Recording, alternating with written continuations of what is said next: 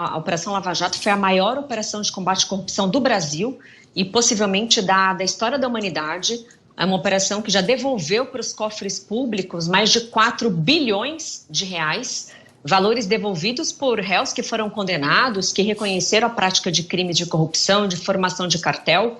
Então, a partir do momento em que o Supremo entender que um juiz que conduziu a operação por mais de 5 anos, né, quase 6 anos, era um juiz suspeito, tudo tem que ser anulado.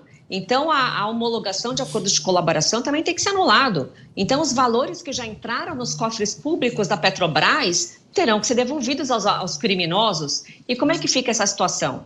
O que eu penso, independente da minha opinião, se ele era ou não suspeito, que evidentemente ele, no meu entendimento, ele não era suspeito, ele não era um juiz parcial, ou seja, ele era um juiz, ele não era um juiz parcial, ele era um juiz imparcial.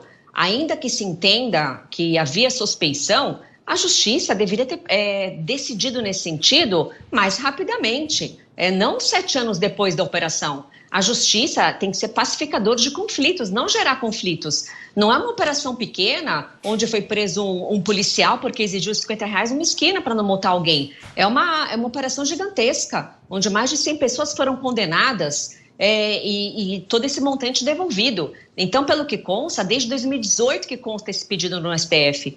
Então, a justiça, quando ela é tardia, ela não é justiça. Não podemos viver numa insegurança jurídica nesse porte. É uma situação completamente sui generis, né, para usar o vocabulário jurídico. Eu nunca vi, há mais de 20 anos de carreira, uma decisão com efeitos tão deletérios e tomada num recurso de embargo de declaração. Como você esclareceu, Fiuza, essa questão de não ser competente a justiça da 13ª Vara Criminal, isso foi arguido desde o início da operação. E é muito comum que a defesa, quando se trata de criminosos de colarinho branco, utilize todas as táticas possíveis para atrasar o processo ou para deslocar a competência.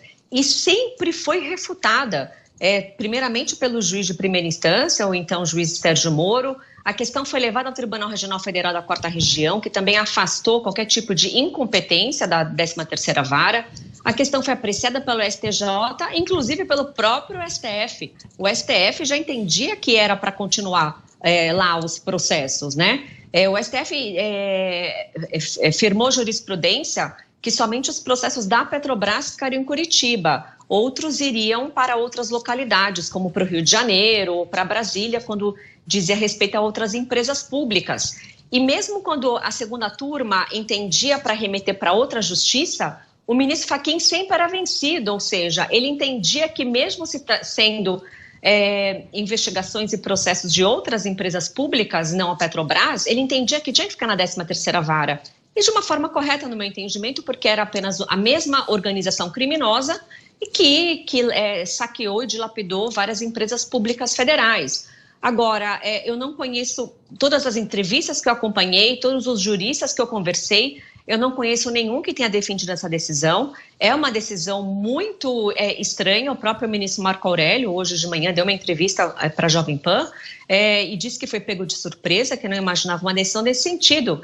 Então, veja, e o ponto de ser embargo de declaração, né? O que é embargo de declaração? É um recurso que foi interposto dentro de um habeas corpus da defesa. E esse embargo de declaração, ele não pode mudar as decisões. A finalidade dele é aclarar uma decisão obscura, contraditória, omissa ou ambígua. A própria jurisprudência do Supremo é pacífica, que o embargo de declaração não tem um condão de inovar juridicamente.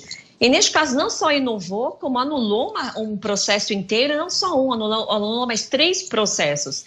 Então, assim, juridicamente e tecnicamente falando, é uma decisão muito, muito estranha, porque o ex-presidente, que era considerado ficha suja, ele não preencheu os requisitos da lei da ficha limpa com uma decisão, agora ele se tornou ficha limpa, ou seja, uma pessoa que foi condenada em 3 instâncias, em 2 processos, poderá disputar qualquer eleição, qualquer que seja.